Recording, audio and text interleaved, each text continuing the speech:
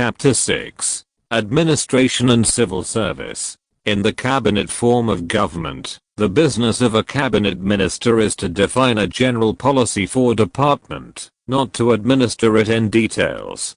He seeks to coordinate the work of his department, on the one hand, and to assist the cabinet, on the other, in coordinating the work of the department, as a whole, into a coherent policy. It is the duty of his permanent subordinates to look to the day-to-day operations and details of departmental work. Thus the English system seeks to combine responsibility with expert knowledge. Whitehall, or the establishment. Under the cabinet, there is a vast network of government departments, mostly situated in an area near the Houses of Parliament called the Whitehall, or the establishment, collective synonyms for the British government departments. They are entrusted with the duty of enforcing the laws passed by Parliament, and implementing the policy laid down by the cabinet. A few of these departments have existed for over 200 years, but most of them have been established during the present century, to discharge the increasing duties and functions of the modern state. Some of the departments e.g. the Ministry of Defence, look after the whole of the United Kingdom, that is England, Scotland, Wales, and Northern Ireland. Some administer Great Britain, that is England, Scotland, and Wales, but not Northern Ireland, as for example, the Department of Employment, while some are mainly concerned with the affairs of England only, for Scotland and Wales have their own parallel departments, as for example the Department of Health and Social Security, the Department Education and Science, or the Department of Environment. Organization. The inner structure of the government departments have no single pattern. Like other institutions of the British Constitution, these departments have been set up in the past according to the need and conditions of the time. Hence there is no uniformity of nomenclature, or of extent of jurisdiction and inner structure. Some are known as offices of the Secretaries of States, others as ministries, and still others as boards.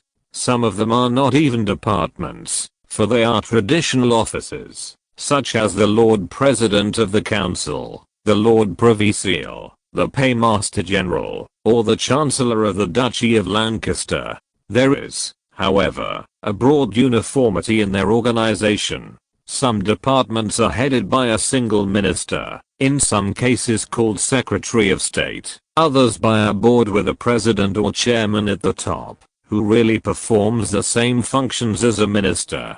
The departmental heads are always chosen by the Prime Minister and constitute the ministry, pyramid structure, or the government departments.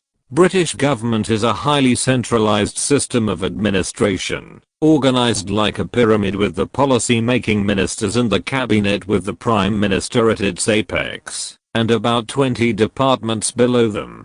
In their turn, each one of these departments is organized as a pyramid, with a minister at the top, assisted by a numerous staff of permanent office headed by the permanent secretary. This structure of the Whitehall departments is determined by definite conventions, methods and principles, among which the most important is the Convention of Ministerial Responsibility.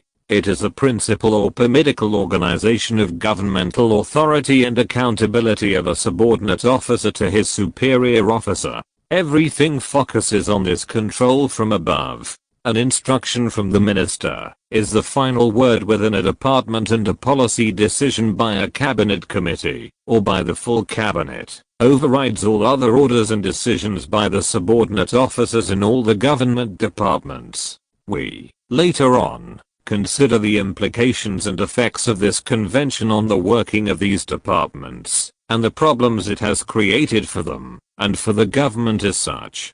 Paramount officers. The minister, the departmental head, is assisted by a parliamentary secretary, himself a minister, to sit in a other house of parliament than the minister, and by a permanent secretary of the department, who is, as his designation shows, its permanent head. He is a career officer and a member of the civil service. Below him, there is a whole staff of permanent officers, whose numbers depend upon the nature of duties and size of the department. They are one or more second permanent secretaries, one or more deputy secretaries, a varying number of undersecretaries and assistant secretaries, principals and assistant principals, etc. They are heads of the various divisions, sections, bureaus and other subunits of the department. Usually major departments also have a principal finance officer and a principal establishments and organization officer. A number of establishment divisions have their own organization and methods and branch, whose members act in an advisory capacity. Many departments have also their own solicitors, legal advisors, and their own information divisions. All these officers belong to the upper cadres of the British Civil Service. One thing worth remarking about the British government departments is that they are all mostly based in London. Only our administration and civil service, few of them have regional branches, and some that have direct contact with the people also have local offices, advisory councils. Many of these departments have also advisory councils or committees which undertake research and collect information or data, mainly to enable ministers to know public opinion before coming to a decision on a legislative or executive act. In some cases these advisory bodies are standing committees, for it is a statutory obligation of a minister to consult them, but in other cases they are set up at the discretion of the minister when he feels the need for their advice. There are also ad hoc committees and royal commissions which are set up to examine some specific matters and make recommendations on them, which may or may not be accepted and implemented by the government. All these bodies consist of experts and of such other persons who possess wide experience and knowledge of the matters under inquiry. Some important departments. The Treasury or the Exchequer. The Treasury is the first among the government departments, and is still the most important one, in spite of some changes and reforms introduced in the British administration since 1968. The central role of the Treasury dates from 1860, when a cabinet decision laid down that all funds for the various ministries or departments should be released by the Treasury. Originally the financial minister of the Crown was known as the Lord High Treasurer, with whom was associated at an early date a Chancellor of the Exchequer. In the reign of George I, 1714-28, the duties of the Lord High Treasurer were transferred to a board, consisting of the First Lord of the Treasury, the Chancellor of the Exchequer and 3 others known as the Junior Lords. The board gradually ceased to act. Its functions wholly passed into the hands of the Chancellor of the Exchequer. The First Lord of the Treasury is now nominally connected with the Treasury.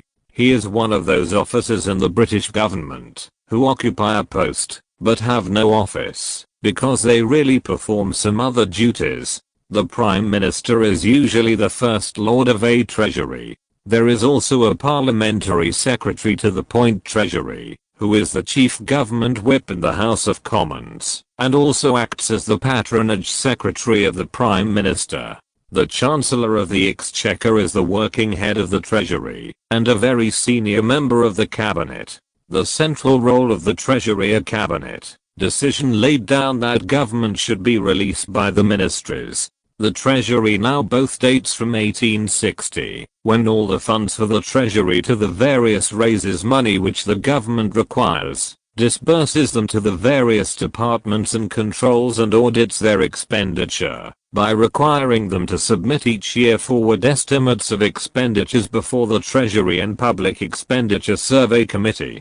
From 1947, the Treasury has been primarily responsible for economic policy, but its strict control over the expenditures or the various departments led to complaints regarding its budgetary controls and its failure in economic planning and development of the nation, which resulted in a reorganization of this department in 1962. Now the Treasury is the government department primarily responsible for the development of Britain's overall economic strategy. Its work is carried by 3 main groups, namely, the Public Sector Group, the National Economy Group and the Overseas Finance Group. The public sector group's function is to control the level of public expenditure and to ensure that resources are efficiently used within the public sector.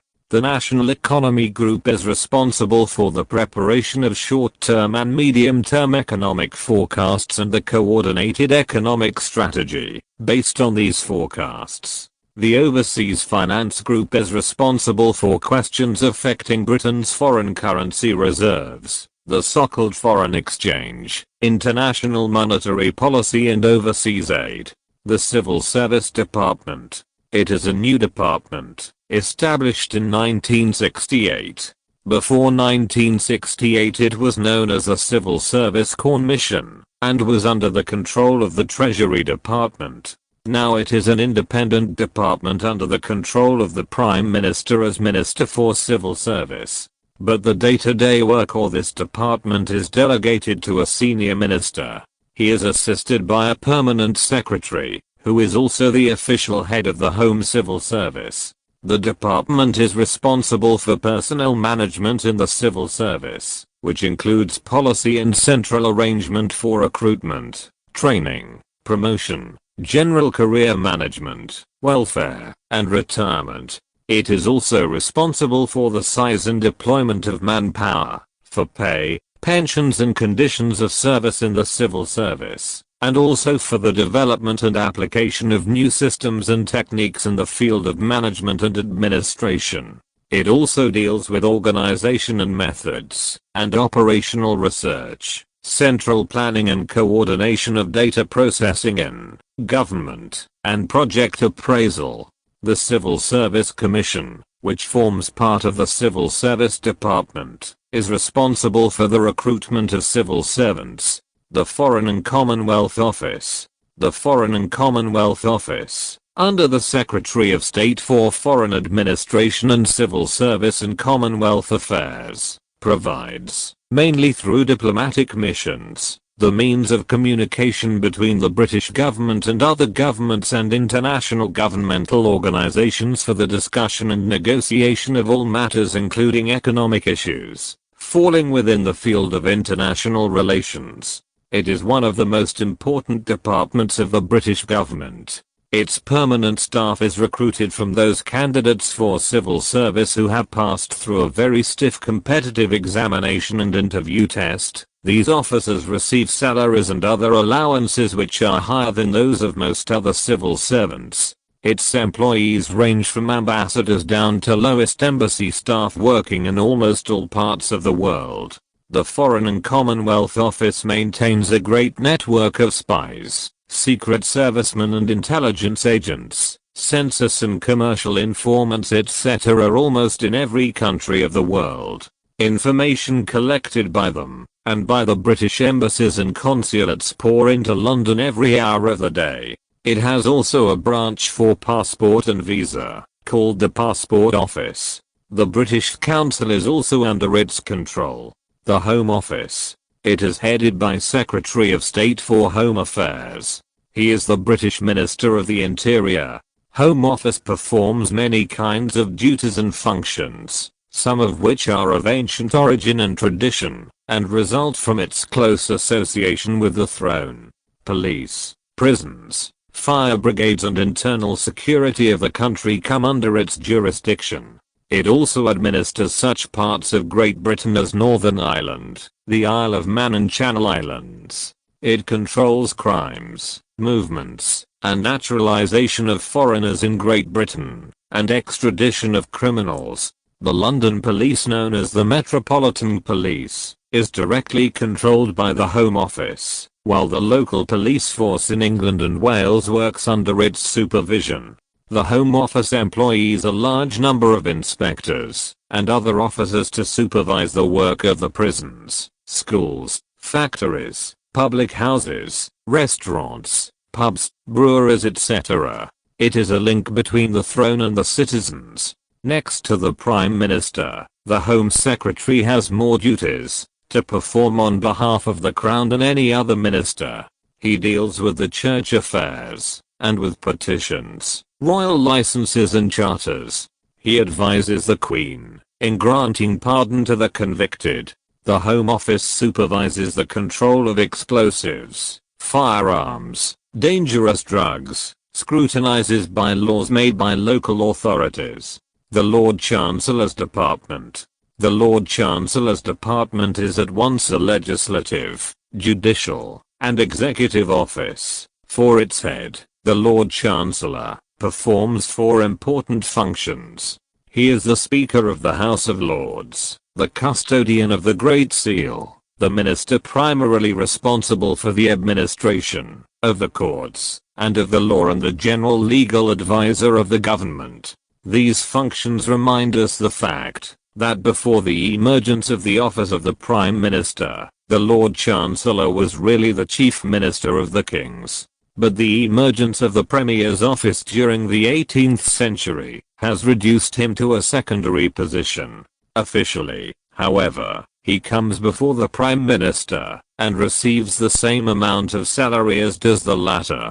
The Lord Chancellor appoints the Justices of Peace and recommends to the Crown most other appointments to the judiciary in England and Wales. He is further responsible for the reform of the law, for appointing the members of the Law Commission, and for presenting its reports to Parliament. In addition, he is a leading member of the Judicial Committee of the Privy Council.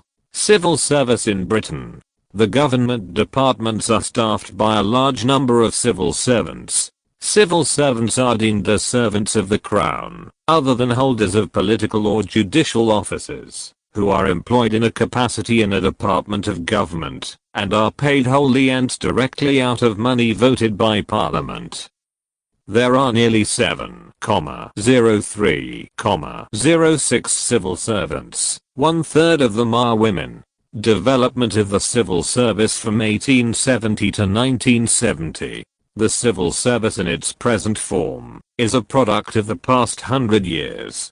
Before the middle of the 19th century, the governments were free to choose the civil servants. Qualifying standards and examinations were unknown. There was no central supervision, and political jobbery or favoritism and nepotism were common, and appointments to civil service could be obtained by favor or purchase.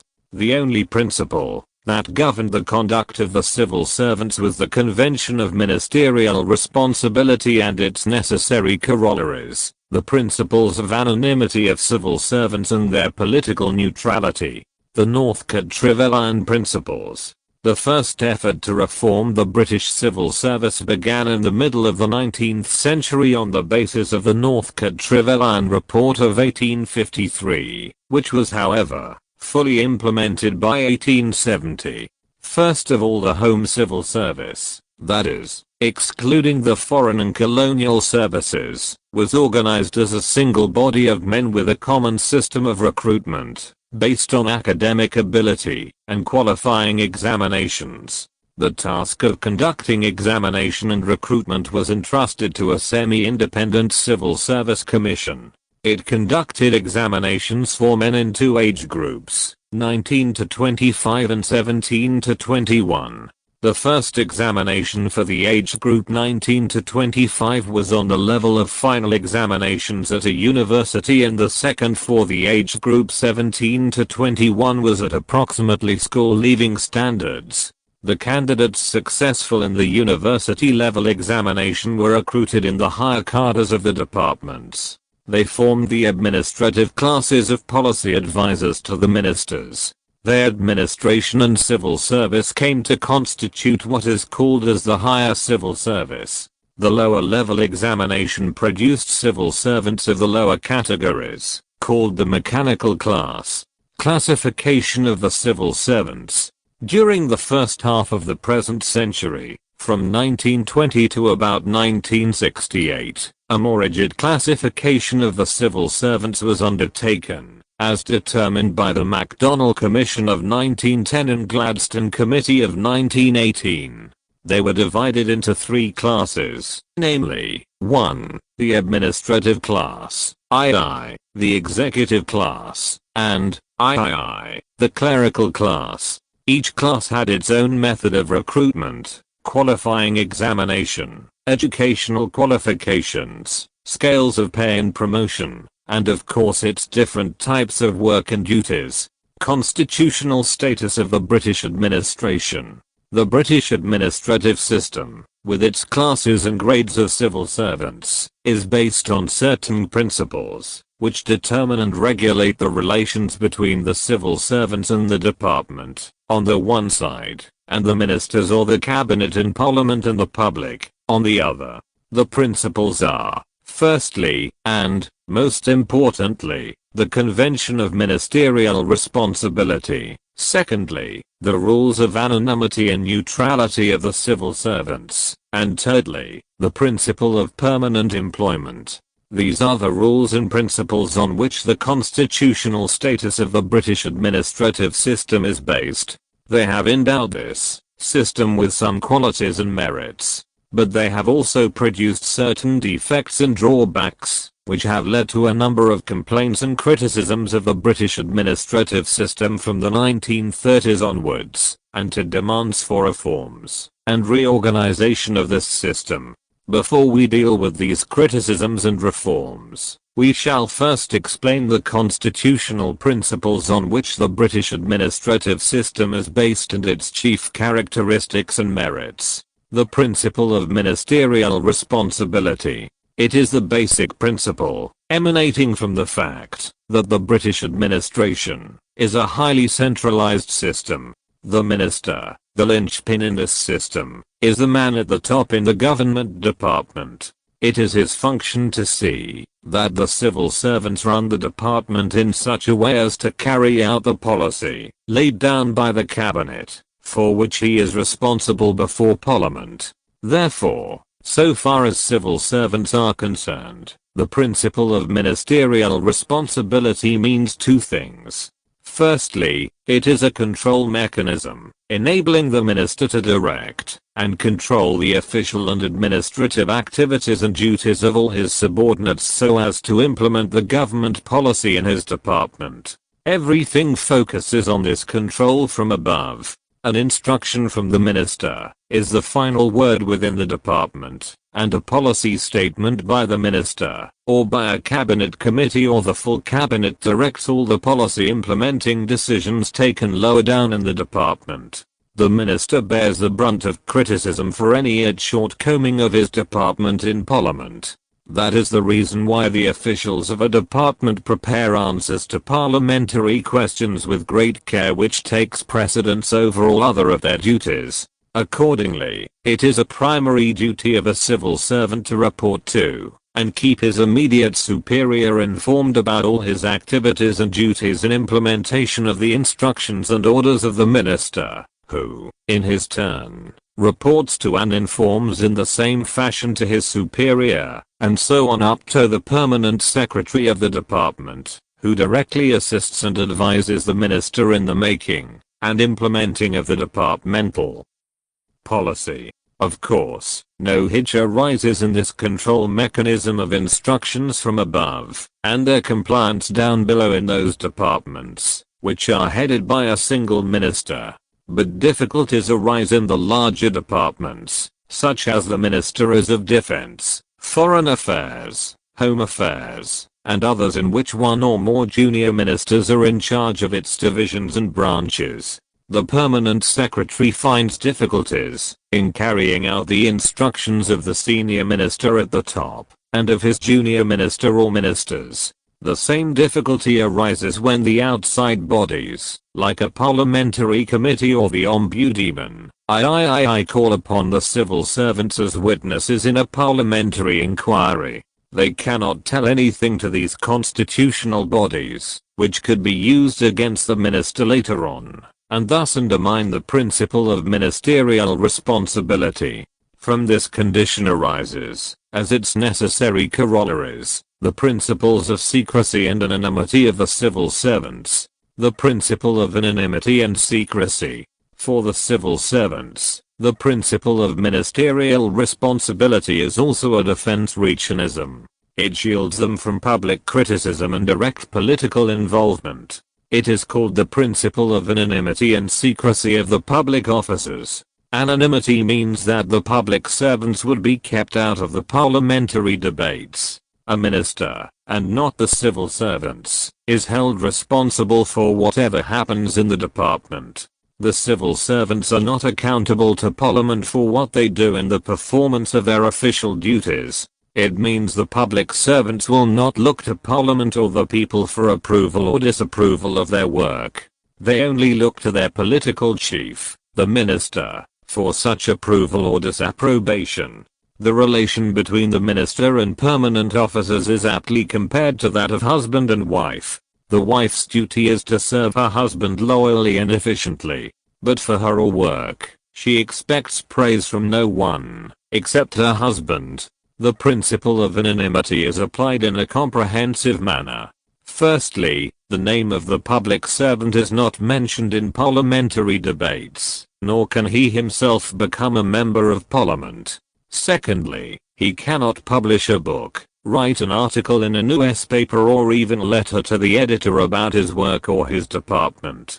Thirdly, if a serving or retired civil servant wants to write a book, an article or any communication regarding the work of his own department, he must obtain permission from the Treasury. The convention is that a public servant must get the permission of the Treasury before publishing a book, the subject matter of which is concerned with official duties of himself or other public servants. The principle of neutrality. Another consequence necessarily flows from the convention of ministerial responsibility, that the permanent officials of the government departments are to abstain from party politics. That is, they should remain politically neutral. Neutral means that the permanent officials are not to participate in party politics. They should render impartial service with equal loyalty to their political chief, the minister, no matter to which of the two political parties in the country he belongs. Its evolution.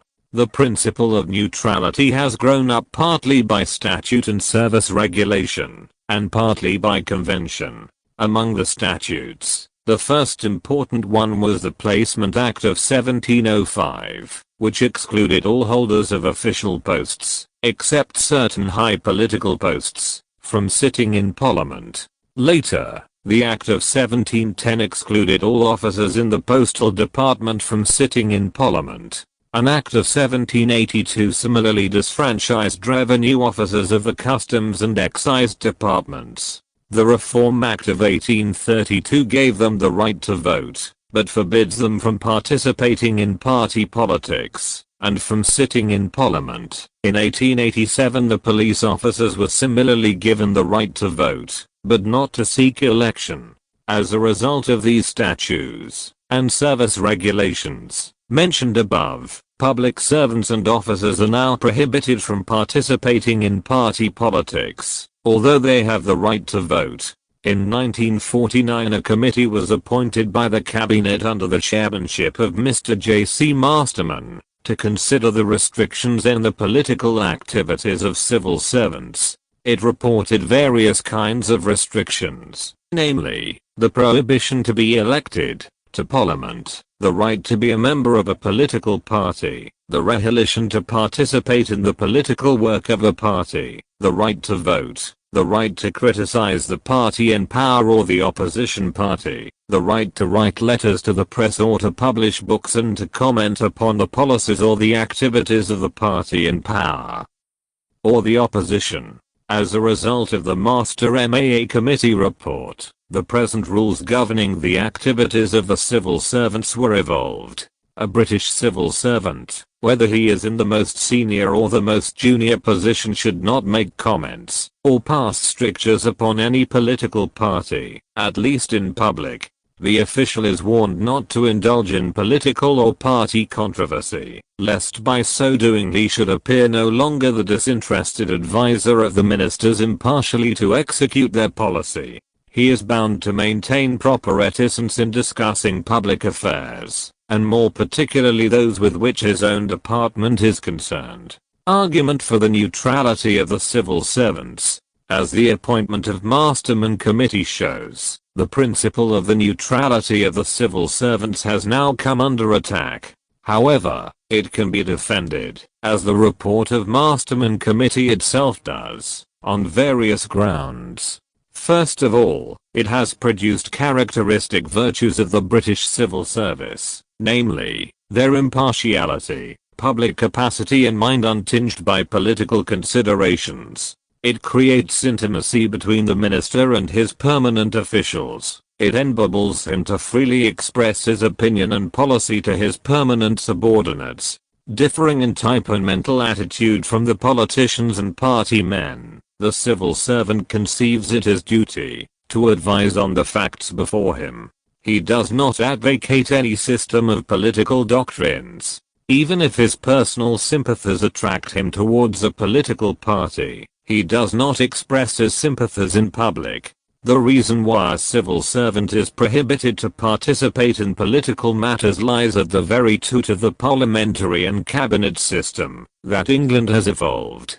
The civil servant must be neutral in politics if ministerial and cabinet responsibility is to work properly. If civil servants, the committee wrote, were allowed to engage in politics, to stand for Parliament, to return to the service after sitting as MPs, and thus to declare their adherence to one party or the other, the public's belief in their impartiality and ministers' confidence in their subordinates, to give equally loyal service to whichever party was in power would be shaken, with disastrous results for the country. The Masterman Committee further remarked, administrative civil servant voluntarily enters a profession in which his service to the public will take a non-political form. It will consist in the wise and accurate estimation of the reasons for and against a particular course of action, formulated not for the purpose of influencing the public mind, but for the benefit of those who have actually to take decision. Lastly, it should be remembered that the British civil service is molded by the doctrine of ministerial responsibility, with all that flows from it: anonymity, secrecy, one collective view point and a degree of isolation from the rest of the community. Application of the principle of neutrality in present times. Since 1953, there is some latitude and freedom of political activities to civil servants. All of them are not treated equally in this respect. Of the 7,00,000 civil servants employed by the British government today, 62% are politically unrestricted. They are the industrial staff and most of the minor grades of the non-industrial employees. 22% of the civil servants, including such people as the clerical staff, typists and some minor technical staff, may take part, with the approval of their departments, in political activities and parliamentary candidature. The remaining 16% who constitute the executive and the administrative classes are not allowed to participate in national political activities, though they are permitted to participate in local political activities, provided they are not restricted by their departments. The highest permanent officials, such as the assistant secretaries, undersecretaries, and permanent secretaries, are absolutely prohibited from political activities, because they are really the officials who are in close contact with the ministers. They constitute what is called the higher civil service. Comparison with American system. The civil service in England is a non-political service. It is ready to serve any political party whom the people elect in majority to hold the reins of government, whether conservative or labor. This condition is quite different from the American system. In the USA, although public officials are now mostly appointed on merit basis, yet many of them, especially in the higher ranks, are appointed on political grounds. It is said that 10% of the higher public servants in America are appointed on account of their loyalty and service to the party. For instance, when the Eisenhower administration of Republican Party came to power in 1952, they found a B number of their political rivals in control of the government recruitments. It was complained by the supporters of the Republican Party that we have a thin layer of Republicans at the top of the Eisenhower administration, and below them a mass of New Dealers and Fair Dealers in secondary policy making jobs. The result is that Republican policies are frequently sabotaged or worded out of recognition. Principle of permanence. A civil servant once duly appointed his post holds it till the age of retirement, which is 65 years. It makes him a permanent official. It is a lifelong career. A reservant continues to hold his post if he is efficient, honest, and healthy. Very few of them are really dismissed from their posts. It is calculated that out of 209,372 new appointments during 1950 to 53, 441, or 1 out of about 500, were dismissed for inefficiency. Permanence of tenure is essential for the vigor and efficiency of the civil service. Without this principle, the civil servants will not be independent in opinion, nor frankly put it before the minister as they do now, nor be neutral, impartial and loyal in their service to whichever party is in power. These defects will disrupt the whole machinery of the parliamentary and cabinet system of government in England. The civil service will neither remain neutral nor anonymous in party politics of the country. Hence, the principle of permanence is as necessary to the parliamentary cabinet system of the country as are the other two principles of neutrality and anonymity. A critical survey of the British civil service, its merits and demerits. Next to the government of a country, it is its civil service that plays the greatest role for its weal or woe. It may become a boon for it if it is efficient, honest, public-spirited, loyal and devoted to its duties and functions for promoting the well-being and happiness of the people.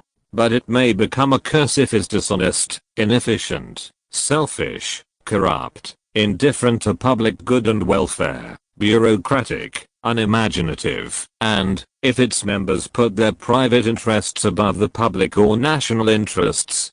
Bossism, red tapeism, rigid official routine, too much regard for tradition and precedent, lack of imagination, initiatives, intelligence, and drive are some of the defects of the civil services. The civil servants tend to become arrogant, tyrannical, too careful for rules and regulations. Sometimes 3 men do a work for which 1 was sufficient.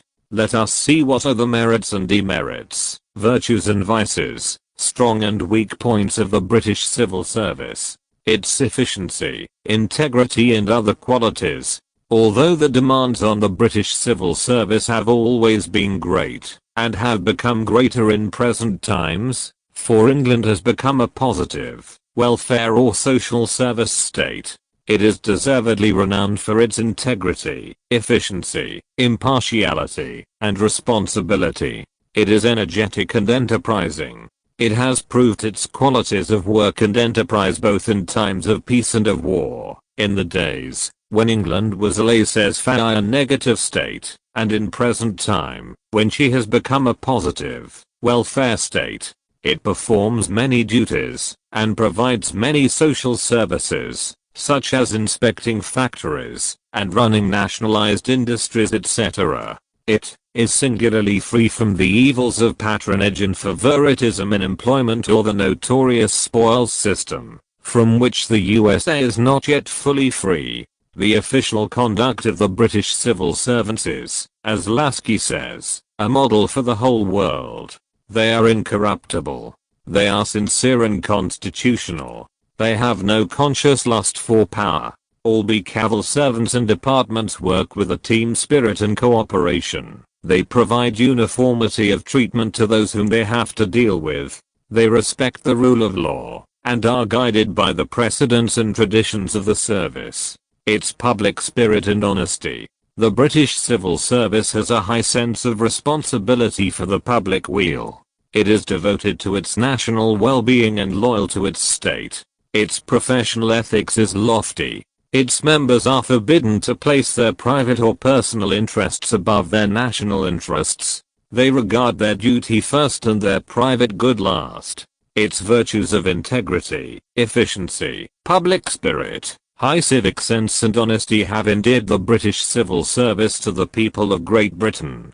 If any civil servant is found to feather his own nest owing to his professional prestige, he is at once dismissed from his post. Otherwise he is irremovable till the age of retirement. In 1936, the permanent secretary of the Air Ministry was dismissed for he used his official information for his personal gain. There is another great difference from the American civil service. In the USA, the civil servants are under constant pressure to leave public service for private employment in industry, trade or banking where their official knowledge is of great advantage to their private employers. Many of the higher members of the income tax departments in the USA leave the public service to get employment in the very firms on whose accounts they have been scrutinizing. This is a breach of professional morality which will be condemned in the civil service in Great Britain. It is all the more remarkable for the fact that the British civil servants are comparatively poorly paid than their American counterparts. Its flexibility. The British civil service has, as Professor Lasky says, the great merit of flexibility. It can and it has handled say, and every problem or task it was confronted with, both in mixable times, and in times of national emergency and war. It possessed this great merit, because its administrative classes recruit, by open competitive examination in which the candidates are recruited for their general ability and intelligence, and not for special training, or expert knowledge of the task they will perform. They are those who have secured a brilliant honours degree in humanism and social service in Oxford or Cambridge. They bring to service not expert knowledge, but a general knowledge of the laws and affairs of men. They possess a wider outlook than a specialist who loses in width of horizon what he gains in intensity. But what is needed in the control of the administrative insissus is the general mind, and not the specialized mind. This exactly what it needed in the upper cadres of the administrative class, namely, of the permanent secretaries, undersecretaries, assistant secretaries. They do not atomize the plus policy, bet in asterisk the minister in making it. Thus they participate in the FOR asterisk SAWN of the policies and decisions of the government. In short, humanist training of the upper civil servants in Great Britain has produced the great merits of flexibility and open-mindedness, which they would have lacked if their choice were based upon a specialist training, as in the USA. A specialist cannot understand the wider implication of the facts before him as a man trained in humanities and literature and social sciences, for instance, history, economics or political science.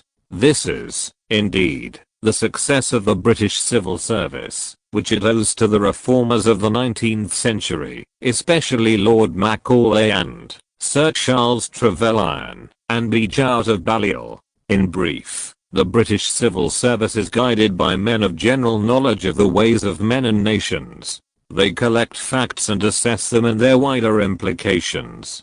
They may not break the rigidity of precedents and traditions of their departments and government, but they know how to harmonize and adopt opinions and actions to the needs and demands of the changed circumstances and changing times of their country and people, and of the outside world. This gives the British civil service the virtues of flexibility, adaptability, and qualities of progress and development. These virtues have enabled them to accept and fulfill the increasing burdens and work of extension of social service. When England is transformed from a negative state of the mid-19th century to the positive state of the 20th century, its fitness for parliamentary system of government, the merits and virtues of the British civil service mentioned above, the educational system in the country to which it is closely linked, and the class structure of the British civil service have made it fit for the role it has to play in the parliamentary government of the country. The different classes in the civil service are, as we have said above, related to the different stages of the British educational system. The administrative class is selected from the honours graduates of the university, the executive class is generally chosen from the graduates, the clerical class from the matriculates and the assistant clerical class from the lower classes. This form of recruitment to the service have given a great fillip to the educational system of Great Britain. but such administrators and executives also bring into service of the state the plans and programs of their industrial and commercial classes who have ruled Great Britain and her empire and Commonwealth. In this way the whole British nation and national life are harnessed to the purposes, point and programs of British imperialism and the British way of life, from the schools, colleges, and universities, the administrators and rulers in Parliament, the cabinet, the government departments and offices and the British conquerors, soldiers, officers, and teachers in the British colonies, in Asia, Africa, Australia, and America. The civil service had been the pillar of strength and stability of the British imperialism in the past, and a secret of its continuity and survival into the more trying conditions of the present-day world. British administrative system under attack. From 1930s in general, and from 1950s in particular, the British administrative system has been subjected to criticism on various grounds, especially with regard to the principles of ministerial responsibility, neutrality, anonymity, and secrecy, on which its whole structure is based, as well as the methods of recruitment and academic qualifications, its class character, the spirit of isolation among the higher civil servants, etc. Some of these criticisms have led to the appointment of the Fulton Committee, and to some reforms and reorganization of the civil service. Bureaucracy in British civil service. The problem of relations between the ministers and the civil servants. The main criticism leveled against the British civil service in the years between the two world wars was the charge of bureaucracy. The civil servants were declared to be bureaucrats who have acquired such powers in running their offices and departments that, in spite of the convention of ministerial responsibility, it is they who controlled the ministers, with the consequence that the ministers had become rubber stamps in their hands. Etymologically, the term bureaucracy is an innocuous one. It means simply the rule of the officials through a chain of command from below to the top of the official hierarchy. But it has become in modern political terminology a sinister word, signifying the rule of arrogant, tyrannical, and oppressive officials who neither understand nor are interested in the woe or weal of the public over whom they rule, yet keep themselves aloof from the general public into a soft economical class or caste of their own. They are devotees of the red tape, haughty tyrants, insensitive to the people's troubles and needs. They are unimaginative, callous, and administrative robots, who snobbishly do and behave as their superiors order them. In 1930s the government departments and civil service of Great Britain were criticized for their tendency towards bureaucratic control and attitudes. This was first pointed out in 1929 by Lord Hewart, Lord Chief Justice of England, in his book entitled Neo Despotism. In 1930, Ramsay Moore also made a similar charge in his book, How Britain is Governed. In 1931 Professor C.K. Allen of Oxford University also described the bureaucratic tendency in the British administration in his book Armed Bureaucracy Triumphant. Civil servants are ministers in disguise. Ramsay Moore writes, a majority of cases, the minister has no special knowledge of immense and complex work of the department over which he has to preside. He has to deal with a body of officials who may be, and often are, men of far greater ability than himself, and who have been giving whole time to the study of the problems of the office, during the years when he has been making his position in the world, or taking hot air on platforms. They bring before him hundreds of knotty problems for his decision. About most of them, he knows nothing at all. They put before him their suggestions supported by what may seem the most convincing arguments and facts. Is it not obvious that, unless he is either a self-important ass, or a man of quite exceptional grasp, power, and courage, and both of these types are uncommon among successful politicians, he will in 99 cases out of 100, simply accept their view and sign his name on the dotted line. On the whole, the policy of office will nearly always prevail. its powers of quiet persistence, and of quiet obstruction, its command of the facts, are irresistible except to a man of commanding power. So, Murads, bureaucracy thrives under the cloak of ministerial responsibility. The civil servants are really ministers, though in disguise. Causes of bureaucratic tendency. The critics, like Ramsay pointed out several causes of the growth of bureaucracy in British administrative system. They are as follows. First, the ministers are overworked. Second, they are not experts in the subjects of their departments, and have to rely upon their permanent subordinates for information. So they have become tools, and rubber stamps in the hands of their subordinates. Thirdly, the permanent officials, like the permanent secretaries or assistant secretaries, are men of great experience, skill, and knowledge. They have acquired a tact in dealing with the ministers who come in or go out of office. Bureaucracy charge in the Labour Party. In 1930s, the British Labour Party also attacked the civil service. Some of the Labour leaders become worried by the socialistic failures of the two Labour governments, particularly the government of 1929-31. These governments had virtually abandoned their socialistic or radical policies. Instead of it, the Labour Chancellor of Exchequer, Lord Snowdon, so conducted the affairs of his Treasury Department that he sounded like the mouthpiece of the Bank of England. The critics and the Labour Party laid the blame at the doors of the civil servants, especially the higher civil servants, who directly came into contact with the ministers. They so influenced the ministers with their conservative attitudes and outlook as to limit the freedom of action of their political bosses. Thus the Labour ministers were said to be confused, converted, or captured by their official advisors. Certain Labour Party writers, like H.J.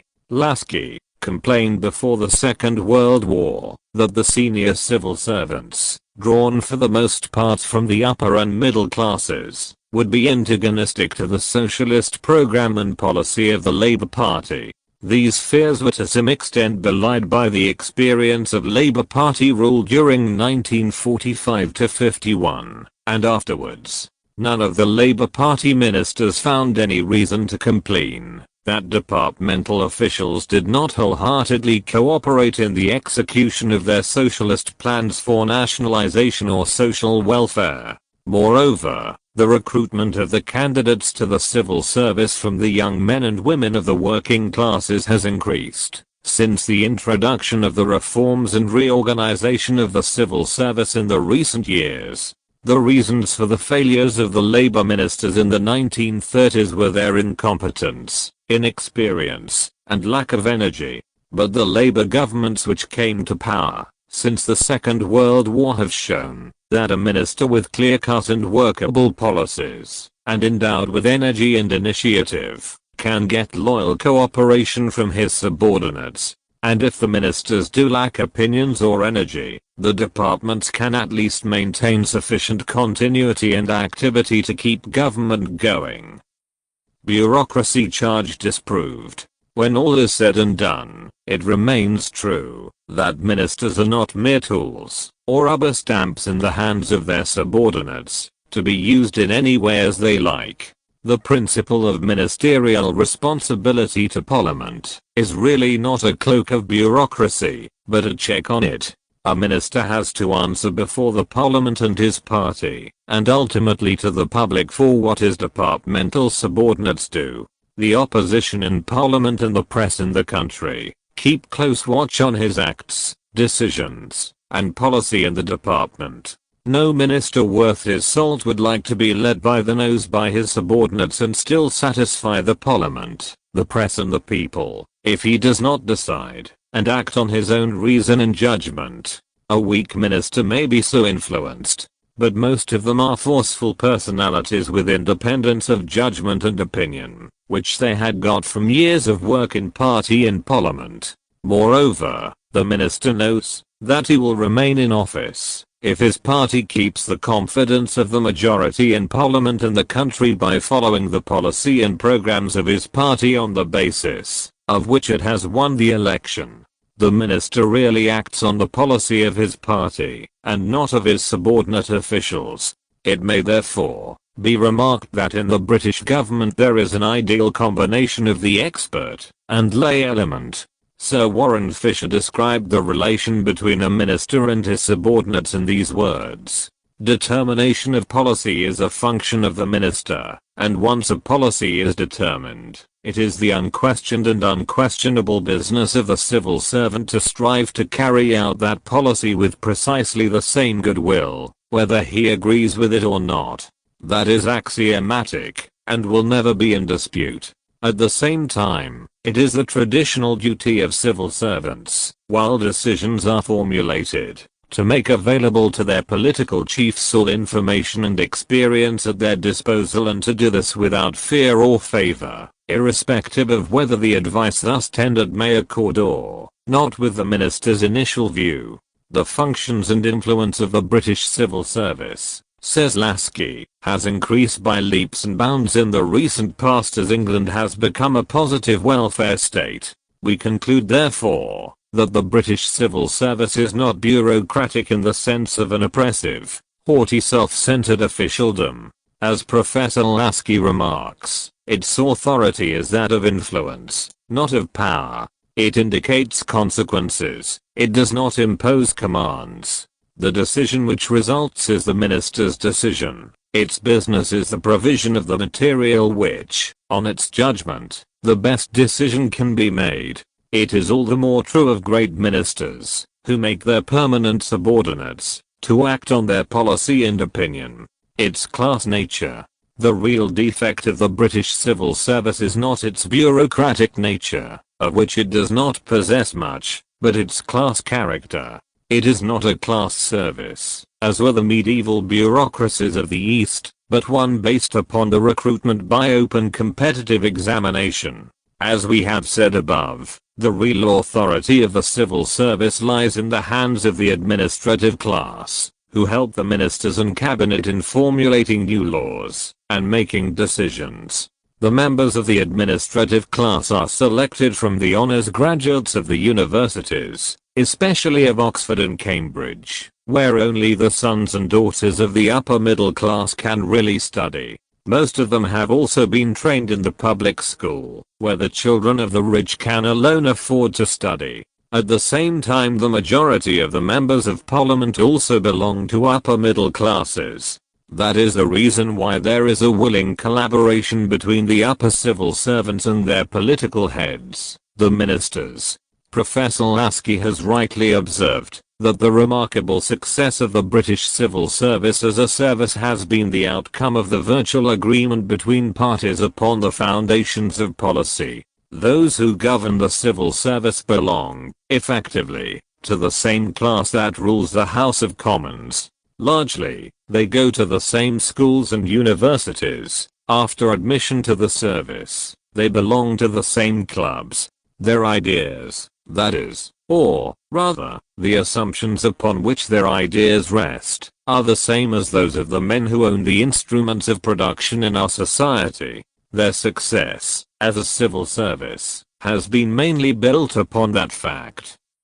The class character of the British civil service is illustrated by a social survey of the civil servants, conducted in 1969 by a group of researchers for the Fulton Committee. It shows that despite the increasing recruitment of the new entrants into the civil service from non-propertied classes, 67% of the administrative class were the children of the professional and managerial classes, who were only 18% of the total population of Britain. 64% had degrees from Oxford or Cambridge, and that 65% were those who had no employment previous to their joining the service, because they were the children of the rich parents. The class character of the British civil service explains several characteristics and qualities of the British civil service: its neutrality, its impartiality, its public spiritedness, its devotion to duty, its patriotism, and its continuity of traditions.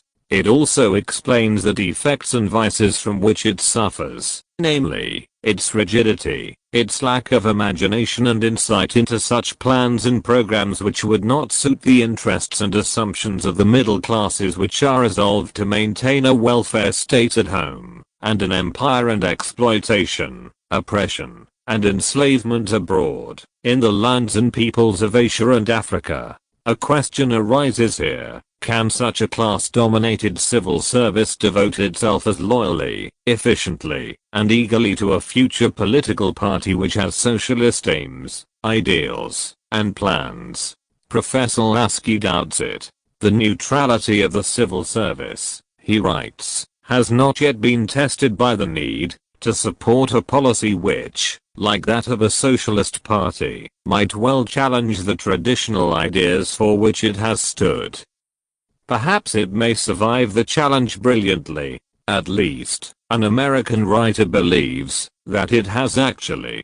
He writes, in practice, the energy and vision with which British civil servants as a whole threw themselves into Labour's plans for development, plans for which, in some instances, they themselves had long been pressing, suggests a breadth of training and capacity for change which is one of the best justification for the present methods of recruitment. Criticisms of the administrative methods of the civil service. We now turn to the criticisms leveled at the administrative methods of the British civil service, in respect of which many reforms and changes have been introduced since 1968. Some of these criticisms may be briefly summarized here. 1. The civil service has been criticized for its failure to adopt modern methods of management. 2. Methods of promotion are too mechanical, determined more by seniority than by merit. It is rigid in its recruitment and inter-class promotion. There are few promotions from the executive class to the administrative class, which is on the whom directly recruited due to its qualifying examination system, while none were promoted from the clerical and other lower groups of the civil service. 3. The civil service did not adequately stress the need to discover exceptional talents among its members. Brilliant young men and women became discouraged and depressed after a few years of service, for they found no scope or chance for self-expression and promotion, partly due to staff jealousy against any member getting rapid promotions and partly due to the reason that routine work was not a good means of demonstrating one's abilities and talent. 4. The civil service was rigidly bound by tradition and precedent, which acted as brakes on innovation and experiment. It lacked insight and imagination. It tends to look to the past, rather than to future. No doubt, it readily adopts and executes minor changes and improvements, but it is reluctant to bring about fundamental and radical changes. It is a devotee of the principle of continuity, which is at once a source of its strength and weakness. This criticism was particularly highlighted by a writer, Mr. Samuel Britton, in his book, Steering the Economy, in which he declared that the civil service was entirely out of tune with contemporary conditions at home and abroad, because of the excessive overseas orientation among the upper reaches of British policymakers, which gave priority to the maintenance of a world role the country could no longer carry. This refers to the British imperialist ambitions of the British ruling classes, although the empire has now virtually vanished. But the British civil servants, especially the higher classes among them, had still not adopted themselves to less ambitious role. It was only in 1970 that British government decided to withdraw its forces from the East or Suez, but is still reluctant to withdraw from the Gibraltar. There is a preponderance of the generalists and all-rounders in the civil service as against the specialists. This is partly due to the qualifying examination, which lays stress on the candidates with degrees in humanities, especially in history and classics, and less on social and natural sciences. Excess of secretiveness is another fault of the British administrative system. The Fulton Committee Report, 1969, In view of the shortcomings of the British administrative system, the government appointed a committee under the chairmanship of Lord Fulton to examine the structure, recruitment, and management, including training, of the Home Civil Service. The committee, after nearly 2 years of investigation, published its report in June 1968. The British government has, since then, introduced a number of changes in the structure and working of the civil service in the light of the report. It asserted that the structure and practices of the service have not kept up with the changing tasks, and pointed out 6 major faults in it, summarized briefly as under 1. The first drawback was the cult of the generalist or all-rounder, which the committee said was obsolete at all levels and in all parts of the service.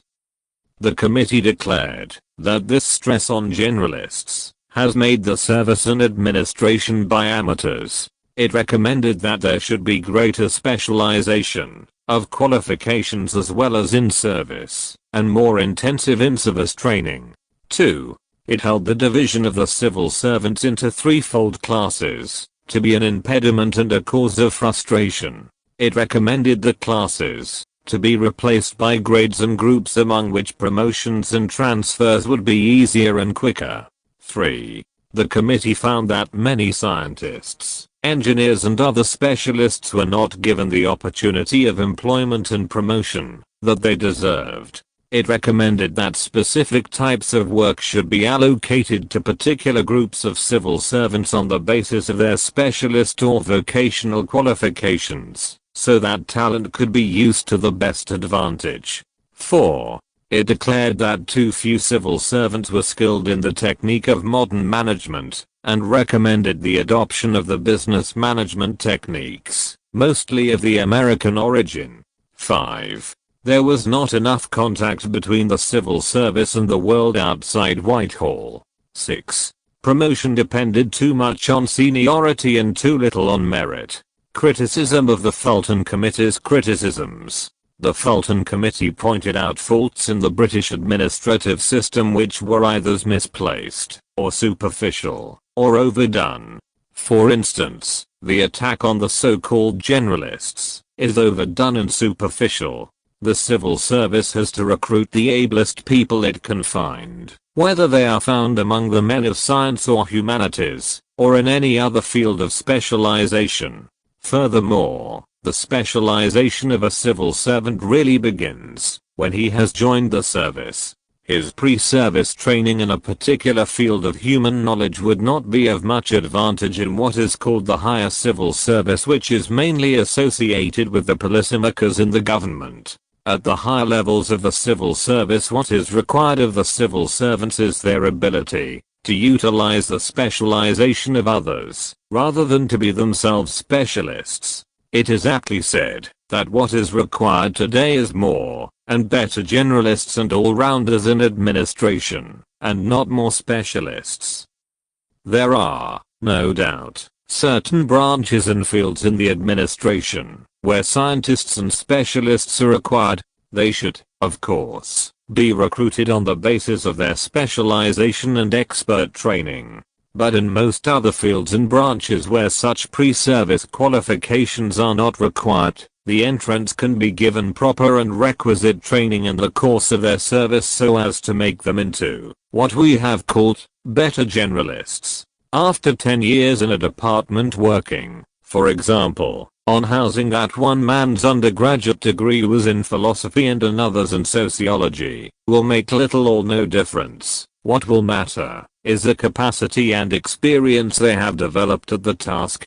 Lastly, the Fulton Committee did not consider the problems of the British administrative system thoroughly, perhaps because of its terms of reference. It did not, for instance, consider the question that many problems of the British system of administration arise due to the doctrine of ministerial responsibility and its necessary corollaries, the rules of anonymity, secrecy, neutrality of the civil servants and their isolation from the public. They are public servants, but are not allowed public relations, except what the government permits. But these problems can be solved, not by reforming the administration alone, but by reforming the whole parliamentary system, of which the administration is a part. Parliament has become subservient to the cabinet, and does not directly and actively supervise and investigate the performance of the civil servants, except through the ministers.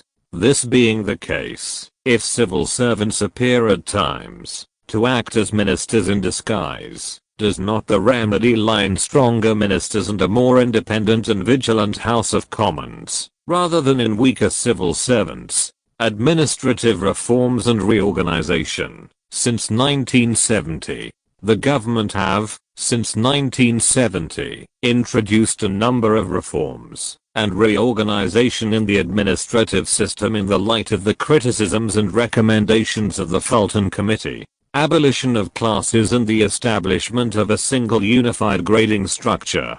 First of all, the old classification of the civil servants into 3 rigidly distinguished classes has been abolished, and a new system of a single, unified grading structure has been instituted.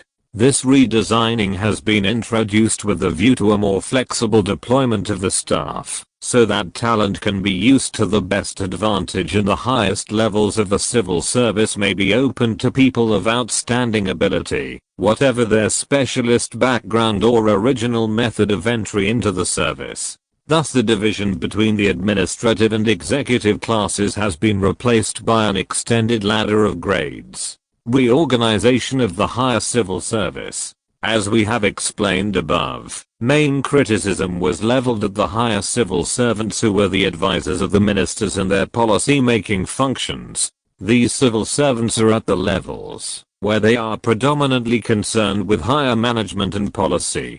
They are now grouped into an open and unified structure, with 3 grades, namely those of permanent secretary, deputy secretary and under-secretary, available for all types of civil servants. Posts at these levels are filled by the people most suitable for them without regard to their academic background, or to whether they were previously in a specialist or generalist category. Grading according to the nature of work. At other levels, the administrative structure is now based on a system of categories determined by the nature of their work and occupation. Each category consists of groups whose members have common recruitment and management needs. These categories include people of such professions as doctors, lawyers, and also include such groups as typists, office workers, storekeepers, messengers, etc. And finally, the industrial workers who work in the ordnance and other government factories. They constitute the majority of the employees in the civil service. More categories would be set up as, and when new kinds of work and occupations would come into being in the future. Other changes. In 1968, the Department of the Civil Service was set up as an independent civil service department directly under the Prime Minister. 2 years later, a civil service college was founded to provide service training to the civil servants. Present structure of the civil service. In the end, we describe, briefly, the present structure of the various categories and groups in the civil services under General Category. It includes the following groups. 1. The administrative group, which consists of some 216,000 persons. Their functions are the coordination and improvement of government machinery and formulation of advice to the ministers in the policy matters of the government. They constitute the higher civil service. 2. The economist group, which contains about 200 persons who provide economic advice and undertake economic analysis. 3. The statistician group, some 350 staff, undertakes the collection and analysis of statistics required for governmental policies.